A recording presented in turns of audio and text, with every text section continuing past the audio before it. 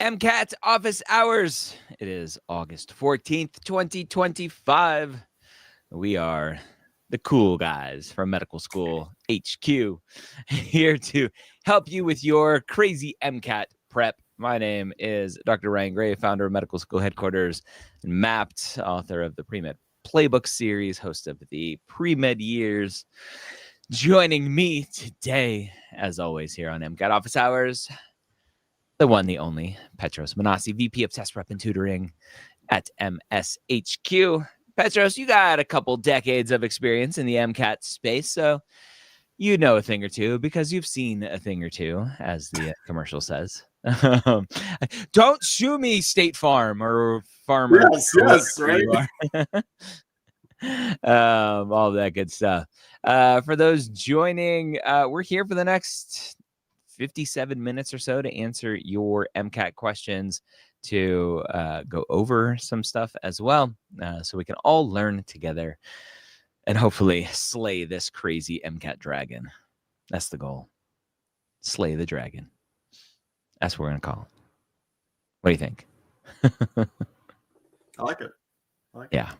Gotta slay that dragon. Anything new and exciting in the MCAT world these days? Any breaking MCAT news? I wish there was, but not really. So I think the big breaking news is that it's coming, in October registration will open for the 2026 test dates. So we should be finding out about when the test dates are in a couple weeks. So once usually they release the test dates for the next year, right after the test dates are done with the current year. So we're kind of in that final home stretch for those that are testing this year right now. Nice. I have an idea for a graphic. I'm gonna see if I can make it really quick using one of my AI tools as we're answering some questions here. If you if you're here and you want to ask some questions, please do so. One question asking about a competitor. I don't know what's going on with our competitor. Why don't you go ask them? I don't know what's going on with them. Do you know something that I don't know? I don't know. Yeah, that is a question. I don't know what's going on. One of the most common questions, Petros, is with MCAT registration opening up, how to register for a date when I don't know when I'm going to be ready to take the MCAT. Yeah. How should a student do that? Yeah, so it's a little bit of a logic puzzle is what it comes down to, because there's multiple factors that really you need to be considering in terms of your test taking readiness, but then also the application timing, right? So there's and everything else that's going on in your life. So I think the first thing that you have to do is look at what else you have commitments to, be it school, be it work, be it, volunteering, clinical experiment, all the things that you're doing. And then ask yourself, do I actually have the right amount of time that I need to dedicate to my MCAT prep? And how is that going to fit into everything that's an absolute must, right? So typically speaking, you're going to want to spend about 300, or you're going to need to spend about 300 or so hours preparing for this exam. So with that said, you got to go and say, okay, where am I going to fit those 300 hours in? If you kind of do rough math and say, if I studied for 5 months, that's 60 hours per month, that's 15 hours per week. Ask yourself, do I have 15 hours per week? And if the answer is yes, then you're like, okay, I'm going to be testing, or I can start now and test in 5 months. And then wherever that lands you as far as, the month of the year. So let's say it's September, then okay, you're going to test sometime in March or so.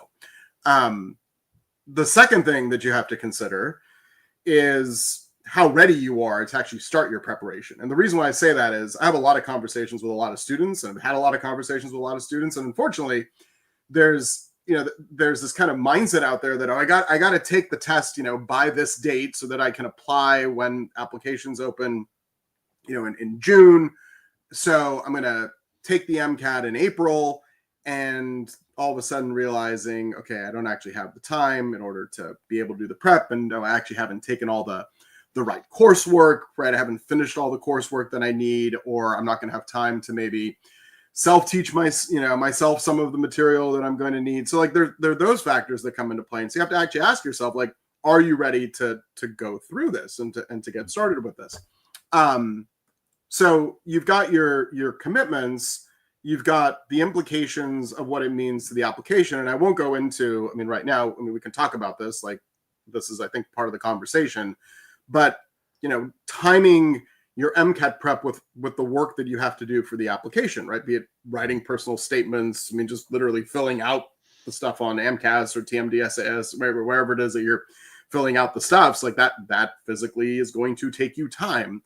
And making sure that it's all balanced is really what it comes down to. And then there's like the actual kind of logistical perspective of where am I going to be, right? If you're in school and you're going to take the test during spring break when you're at home, right? Is there a testing spot open for me, right? Is there, so all of a sudden you have this pretty complex, I mean, hopefully I haven't made this more daunting, probably have, right? But you have this very complex kind of web that you have to navigate through to find the test date. And sometimes it's just, shot in the dark, like, okay, this is the day I'm going to test, because it all kind of, this is the only time that'll work. At the flip side, if you're early or you're taking a gap year, then all of a sudden you open up even more opportunities for yourself, because maybe you can study after school is done and you can just dedicate the summer to your MCAT prep in earnest. And then that's, a lot of the students that are testing right now, that's what they're doing. They're, they are testing now so that they can apply next year and not have to worry about the MCAT. The MCAT score is good for, 3 years. So like it's once it's done kind of thing. So there's all those kind of factors that come into play.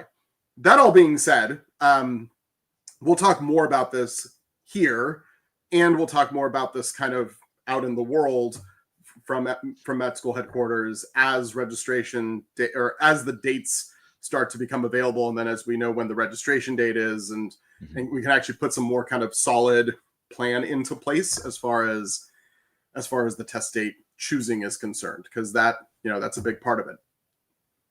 And then there's our human side, which we like to procrastinate things, right? We like to this is reality, right? We want to be planned, and we say, okay, I'm going to test in March, and then reality sets in, and we go, okay, I can totally test in June and still be fine, or July and still be fine, or whatever it may be. You don't want to rush it, is what it is. What you don't want to do. Sorry, one last thing. I have many thoughts on this, as you can tell, but what you don't want to do is say 3 months ago, okay, I'm going to start preparing for this exam, and then not do a whole lot, and then 2 weeks ago, 3 weeks ago, give me a call and go, hey, I need a tutor, right? Like I need help prepping. It's like, why didn't you take care of this earlier? So planning is good, is what it comes down to. Yeah. Planning is good. And again, kind of what led to the question is it's really hard to plan when you don't even know when you're going to be ready. Yeah. And so it's one of those where you just pick the ideal time and stick to it as best as possible, unless you want to make a donation to the AAMC to reschedule the test. You go from there. Yeah. Nicole asked a question. I think you previously referenced an MCAT cohort in the works. Any updates? We'll have some stuff to talk about in the next month, maybe. Yeah. That's the plan. Hang tight. Yeah, we'll have something for those taking the test next year. So yes, working on something fun and different and better. Have a nice day. You too. My test is Saturday. Any advice for the last 24 hours or so? This past week, I have just been going through section bank and cars packs, but planned on taking tomorrow off. That's actually my answer. I like their plan. Yeah. That's my answer, is take tomorrow off, right? There's nothing, I mean, take tomorrow off is what it comes down to. So, tonight, 5 o'clock or 6 o'clock or so, that's the end of your MCAT study is what it comes down to. So, I mean, if you've been doing some active work this past week, wonderful. I'm assuming when you say going through the section bank, you mean the science. We're talking about the science. You've had a good balance in terms of science and cars. So yeah, take tomorrow off. Don't think about the exam. If you have time or if you have the ability, you don't have other commitments, like go do something fun. Just get your mind off of it. And that's going to be the best thing you can do for yourself. Yeah. I guess my answer would be have a nice day tomorrow. Have a nice day tomorrow. Love it. Perfect. That is the perfect answer. Yeah, I think a lot of people think, oh, the last day I'm going to cram and do X, Y, and Z. Like, no, just rest your brain. That's all you need. Yeah. Here was the thing that I said I wanted to see. When you talked about registration is coming. Where am I going? All right, here. And then I'm a little nervous because I haven't. And then here, right?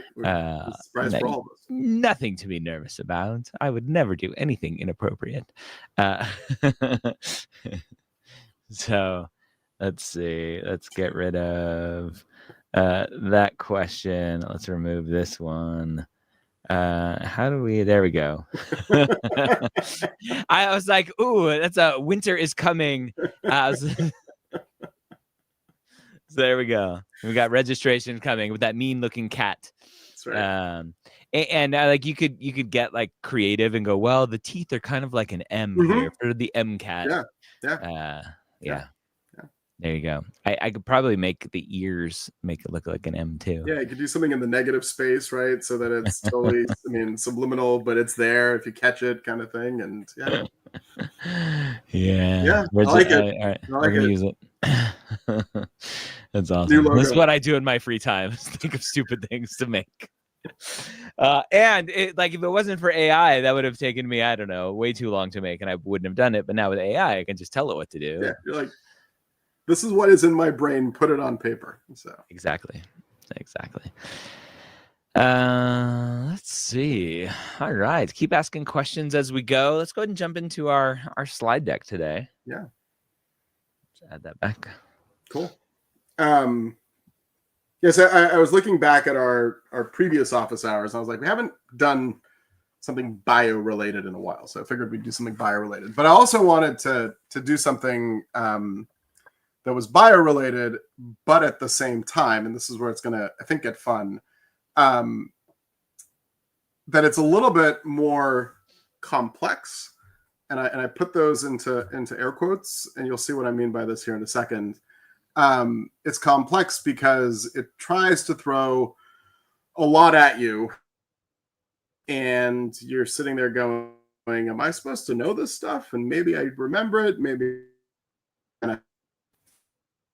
a little hidden clue that's in there. So I'm going to walk you through what we mean by that and how the MCAT, quite frankly, does this all the time and does it really, really well. So hang tight. This one's a little bit more of a journey, is what this is, as opposed to like, let's look at a question and get an answer, right? Is what it is. So always start with this slide, just as a reminder of what's actually being assessed on the MCAT. It's really same core skills as physicians are going to be perform day in and day out, right? They bring in their prior knowledge. That's their medical training, their medical education, their previous experience with patients. They get new information from the patient and they reason out a diagnosis. Same skill that you're doing on the MCAT. You bring in your content knowledge, you bring in your practice, you bring in your experience preparing for this exam. You get new information in the form of the questions and the passages on the exam, and you reason out an answer choice, which is effectively a diagnosis, right? You say, this is where I'm going to conclude to, based on the information that I have and based on the information that I know from before. So that's kind of your standard formula as far as MCAT questions and the MCAT as a task is concerned. So always remember that. So today we're going to call this segment "Just because it's true doesn't mean it's correct." So remember that mantra. Just because it's true doesn't mean it's correct. So keep that in your minds and work with me here as I kind of lead you through this little story, if you will, as far as an MCAT question.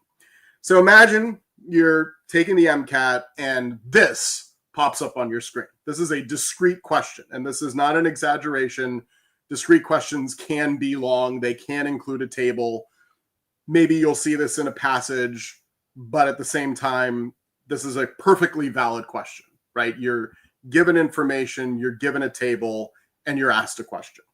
So the question that's being asked here, the statement that is being made, is they're saying to you, and this is where I want you to start really thinking about the MCAT questions in terms of breaking down statements versus the actual question. Statements are facts that they're giving you. That's that new information that I was literally just showed you, right? The new information that the test is providing to you, or maybe it's reminder information. It's information that they're telling you that you already knew, maybe you had forgotten, but that also means that it's fair game, right? That means that everybody has heard this information. So, plain and simple, they're not going to actually reward you just for knowing this information because they've told you that. So they say, isolated mitochondria were supplied with pyruvate malate as substrates and incubated under the 4 conditions shown in the table.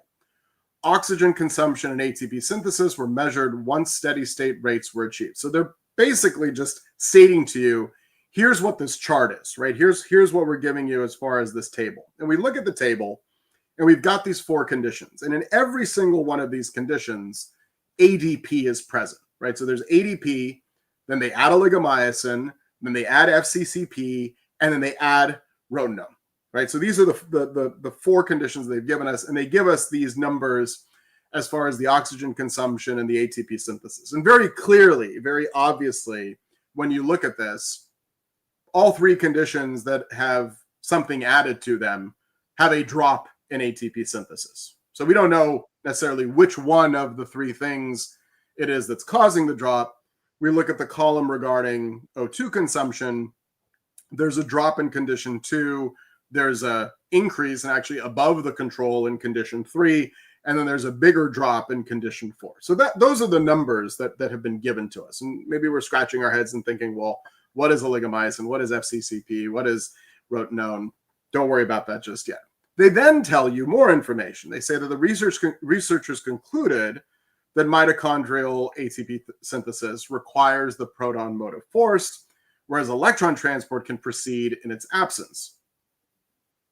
The question now comes, which observation in the experiment most directly supports this conclusion? We say, okay, well, in a normal world, and this is where the MCAT is trying to pull a fast one on you.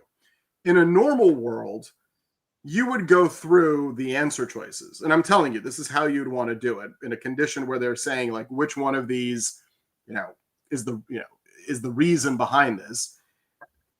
You would go through the answer choices and figure out the one that was true, and that's the one that's going to be correct, right? That's normally what would happen. So if we do that here, we say the addition of oligomycin condition 2 decreases both oxygen consumption and ATP synthesis relative to the control.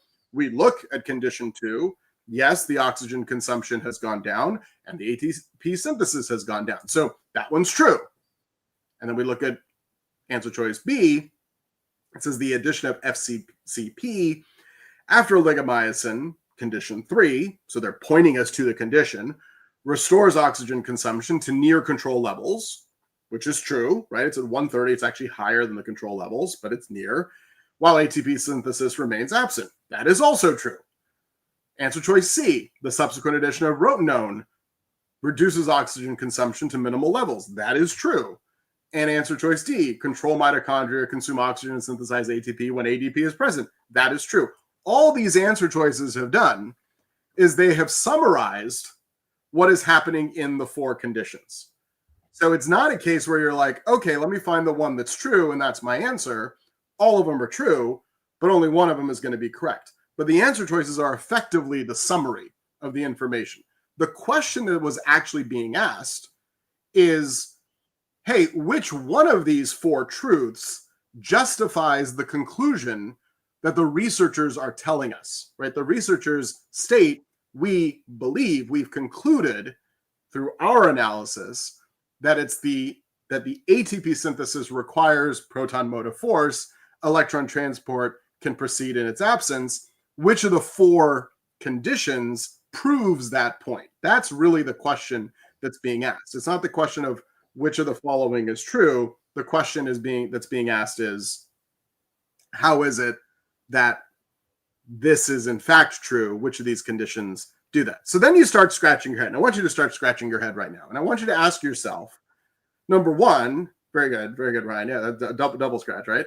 So, you start scratching your head and you ask yourself, okay, they've summarized for me these 4 conditions. They were, very clever in that they didn't make answer choice A condition 1 and B condition 2. They flipped it around a little bit. They got crazy, right? They started with condition 2 and they went to condition 1. Fine. But you have to think to yourself at this point, all right, how can I justify the ATP synthesis requires the proton motive force? So you have to ask yourself, well, what is the proton motive force? And if we kind of think back to oxidative phosphorylation, remember, as your electrons are going through the electron transport chain, you're effectively pumping protons to create that concentration gradient.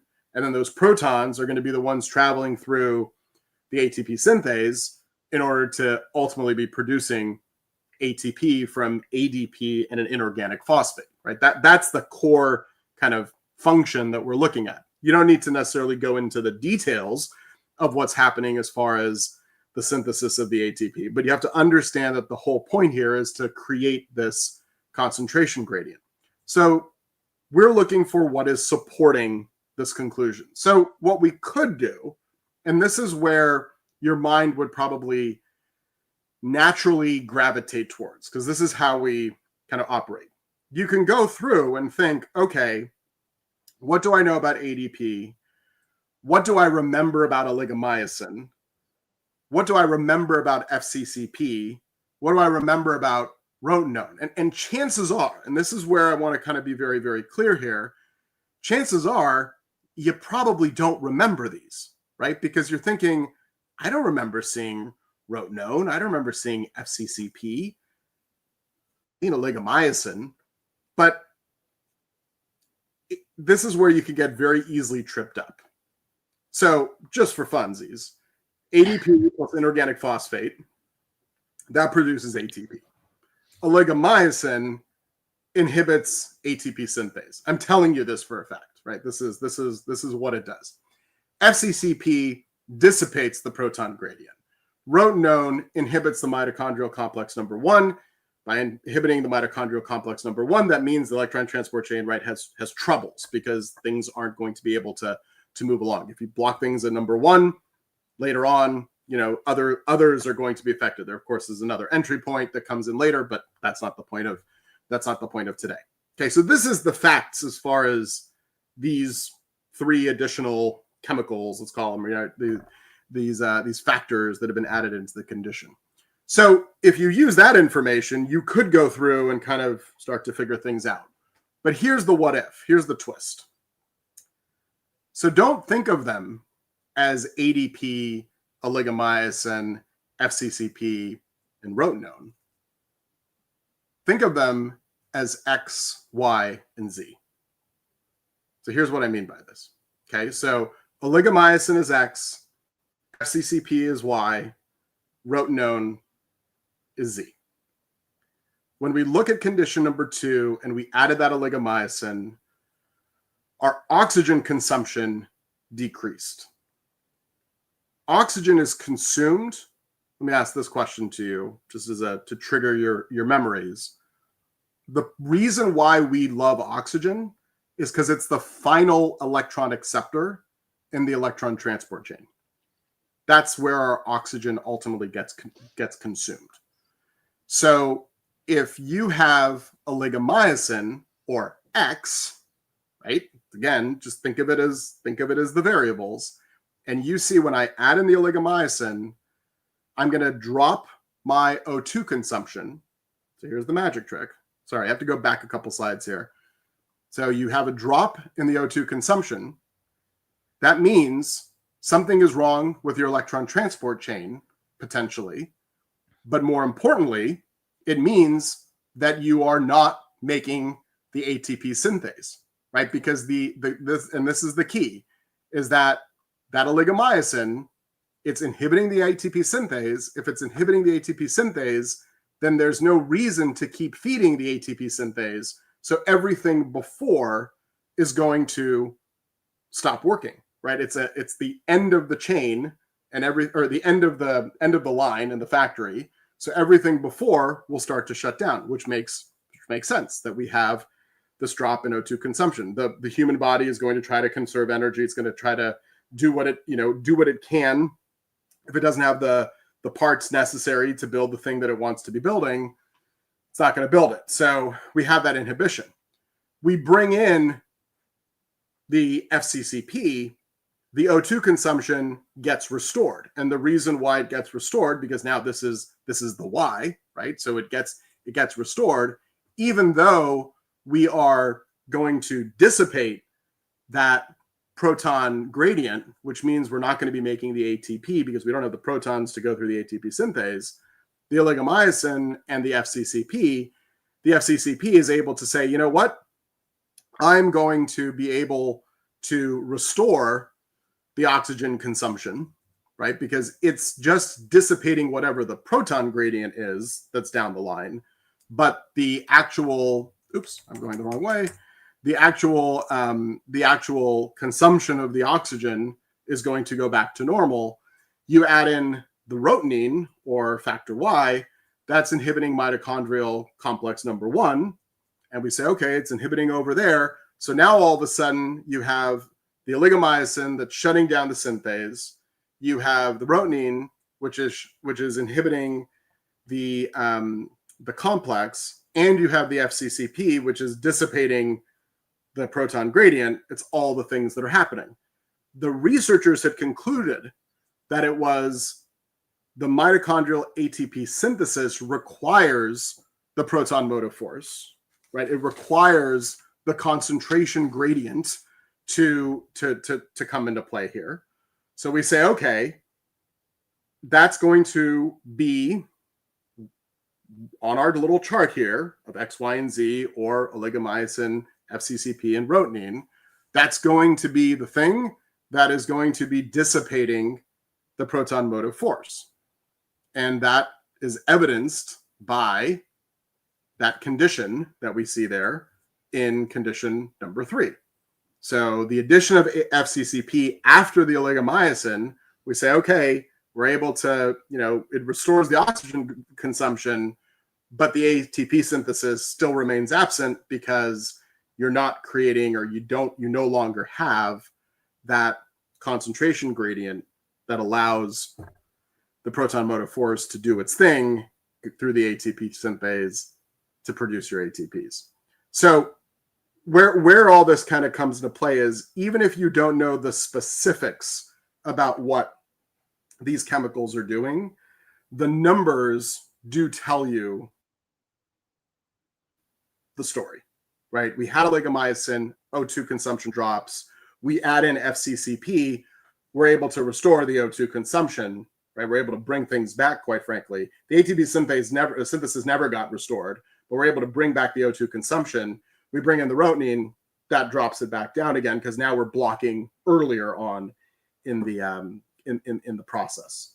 So it's a matter of kind of taking the information that you have, regardless of whether or not you know what the terms mean sometimes, and you can still be able to achieve an answer. Here's the thing, though, with a question like this. This is kind of the other big reveal and the other kind of strategic perspective as far as the exam is concerned.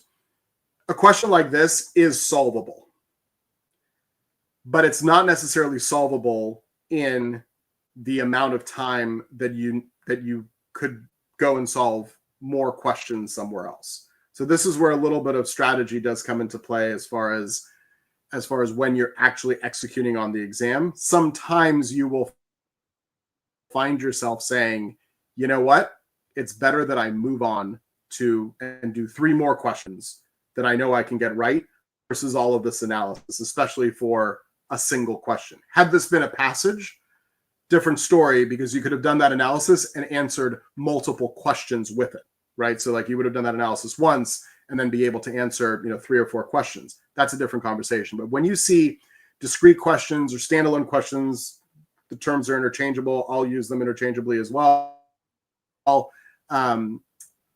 Sometimes it's about budgeting your time and understanding that, okay, I got to triage this, and this is one that I'm not going to necessarily be doing as much of at that moment in time. So that's the lesson for the day. Isn't so much about oxidative phosphorylation, but it's about how to read these tables, how to think about these tables when you have uncertain terms, and more importantly, budgeting your time, right? Making sure that you're not investing too much time in a question that you don't need to be investing the time in. Fun, Ryan? Always. Yeah, I think it's hard for students to understand, as it was for me back in the day, that the MCAT would give you right answers, but they're not the correct one. And I don't think that's a standard tactic. Maybe it's changed, a standard tactic in the normal tests that students are taking, where there are right answers on the test, or not right answers, but correct statements or right statements, but that just aren't answering the question. I think from like we think of going back to calculus or any math classes, that the answer choices are going to be just a smidge different, where they're going to know, oh, I know the common traps that students are going to fall into doing these calculations, and those are the answers I'm going to give. But obviously for math, that would be a right answer for doing it wrong. Mm-hmm. But here, like the examples that you gave, those were all true statements, but it didn't answer the question. That's I mean, I it's all a blur right now, but I think we talked about it at one of the office hours. It's back to that the lawyer question, where you ask someone, do you have the time? And the answer is yes or no. If I say it's 11:34, that is an accurate, true statement. It is 11:34 here in California, but it is not during the question that was asked of you, right? So you have to always remind yourself to be looking at the question that was actually being asked, and the answer choice is a true statement that it is 11:34, but didn't actually answer the question. So. It's funny, right? You would think there wouldn't be a strong correlation between the MCAT and writing a personal statement, but very often when I'm giving feedback on a personal statement, the feedback will be, this is true, but it's not authentic. Where students will make just broad claims about medicine. Well, being a physician is. I'm like, great. Yes, I agree with you, but who cares, right? It's not you. It's not your story. It's not your authentic experience. You're just making claims saying, hey, like, I know what being a doctor is. Like, okay, great. But that's not what you're supposed to be doing here. Yep. Same thing. Same coin, different side, right? Or whatever the phrase is, right? It's the Yep. All righty. So what other questions do you all have, as we're here to answer your MCAT questions? Talk about registration, talk about test prep, study habits, all that good stuff. You have Petros here, who has 25 plus years of experience. I took the MCAT once. That counts for something. Back in the day when it was still on paper, by the way. You take it in April or in August? I have no idea. I don't remember. Because it was on paper and pencil, and it was only 2 times per year, so it wasn't even.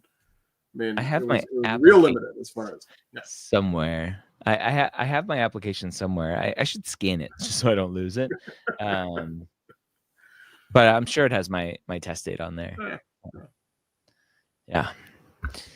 All right, friends. If nobody has questions, we don't have to hang out here for the hour, so we can go. Stella on Instagram says 2 times per year. Yeah, the old school administration of the exam, because it was in person, required, and not necessarily in person. It's still in person now, but it also wasn't at test centers like they have now, right? It was. I took it on campus at UF. They just rented out one of the auditoriums on a Saturday, and I took it. So yeah, a lot more administrative, logistical nightmare for the AAMC. So it was only twice a year back then, and obviously all the paper stuff. So yeah. Wait, where? I'm a Gator. Have a nice day. Have you not seen what I'm drinking or the Gator helmet right behind me? Come on, man. It's like little clues you have to pick up on, right? It's like I have not made being a Gator my whole personality. Yes, I have. no, but you know. Yes. Oh no, what auditorium? Oh man, if you're gonna ask me what auditorium, I could picture it. I want to say it was like Turlington, but one of the main auditoriums there. I don't remember. It's 20 years ago, dude. Come on. What seat were you in the auditorium? Like that's what I mean. That's even more. But funny enough, right? That's the kind of stuff that I would remember because I have a very visual memory of like location and placement of things. I've witnessed this, right? Yeah. So yeah. Yeah. So yeah, and random stuff. Very cool. Here's a question. I think this is an admissions question, but we'll answer real quick. I realized that I did not do the lab portion for Bio 1 and 2 at NYU. I've already graduated years ago. Do I have to retake Bio now at community college before I apply? You might be able to get away with just the lab portions, but it also depends. You said graduated years ago. How long ago? Some schools have some expiration dates on those prereqs, so just double check that. But yeah, you may be able to get away with just the lab portions if the school will let you take the lab without the course. Good luck. Sweet. All right. I guess we can end a little bit early and go on our merry way. Let me check Instagram, make sure I didn't miss any questions over here. I did not. Oh yeah, here. Here was a question.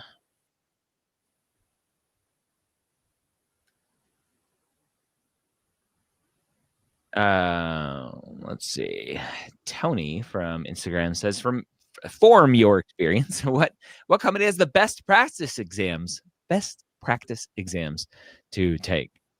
I'm guessing the company that makes the tests, Petros, the AAMC, probably the gold standard there. That is, I mean, the best practice exams for the MCAT, full stop, period, are from the AMC. Plain and simple. So that's, I mean, that's your answer. So like, that is the place to go to. Those are the ones to look at. It's from the test maker. It's not even, I'll even say this much. It's not even from it's from the test maker. It is from the old MCATs, right? Yeah. From the old MCAT. I shouldn't have said MCATs. I hate when I say MCAT. Pluralized MCATs. It's the MCAT, right? It's from previous MCAT administrations. There's the plural, right? Yeah. So they are retired questions. MCAT questions is what it is. So that is the place. That is the place to go as far as practice exams are concerned. They're pensioners. As I like to watch the British law shows.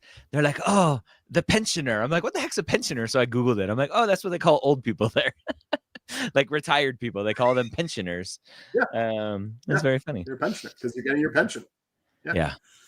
Do we teach physics for college? Yes. If you're looking for tutoring for physics for college, yes, we can help you with that for sure.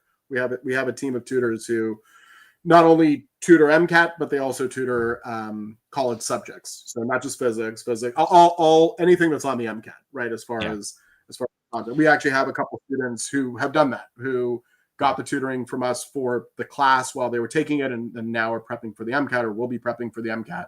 We've had a number of students who've gotten tutoring from us before they go and take those classes. So they get a little bit of kind of a preview to get the jump start on things as far as the I can put the if you put the deck back up, Ryan, I can we're going to put the QR code up. It's the next slide actually. So yeah, if you want to get in touch, that's the QR code to our website, and then you can schedule a consult with me in there and talk about what your options are and all the things. So we need to get the tutor bios up so we can we're display that. Oh, just more things to do. More things to do. Yeah. Yes. Yeah. So we got the academic tutoring rolling, which is awesome. Mav the Wolf says, "Thank you for the Krebs cycle." Yeah, you're welcome. Let's see. Yes. It's funny. I wanted to so this is the way my brain works. To answer "Have a nice day's" question, I'm gonna share my screen. I don't know if I'm gonna be able to do it. Let's see, but I can picture exactly where what auditorium it was just based on where I was sitting and hanging out and all that stuff. Assuming the camp like the layout's the same. I've been on campus recently. Like there's construction everywhere all the time. So I might not be able to find it. But if I go, let's see. This is fun for people. If you don't want me to do this, just ask another question. That's all. This is what happens when no one asks a question. Is we go to Google Maps or right. Yep. So yeah. Let's see. Why isn't it coming up? There it goes. All right. So if we come here, let's see if I can get rid of. No, I want to get rid of my sidebar. Anyway, go away. I might have zoomed in a little too far, or I'll just get rid of it. All right. Let's see. So we got, there's the rights union. Let's see. The French fries are here. Do you know the French fries? Hey, you've been to UF, haven't you? I've been to UF. I've seen the French fries. So French fries are there. Let's see. Oh, the campus has changed so much. It wasn't north on campus. It was down here. It wasn't Rights Union. It wasn't the physics building. Physics building was there when I was there. Yeah, I don't know if I'm going to be able to do it. I want to say it was like I said Turlington Plaza or Turlington. I want to say it was, but looking at this, I'm like, oh, I don't remember sitting outside here. So I don't know. random stuff. Anyway, the good old days. What med schools consider a 3.3 science GPA? All of them? It depends. It depends on so many other factors, my friend. What sort of medical shows have you enjoyed over the years? Do you think they helped in your education? Absolutely not. Grey's Anatomy started when we started medical school, so that was fun. We like would watch as a class, but yeah, that shows you how old I am. 20 years ago, actually. Is it still on? Yeah, Grey's Anatomy's still on. That's great. Yeah. July 31st, 2005 was the first day of orientation that I went to. So 20 years ago. Yes. So fun. All right, friends, we'll end there. Enough reminiscing. Come next time prepared with some questions and some MCAT questions, and we'll answer them. Have a wonderful day. Bye-bye. Take care, everyone.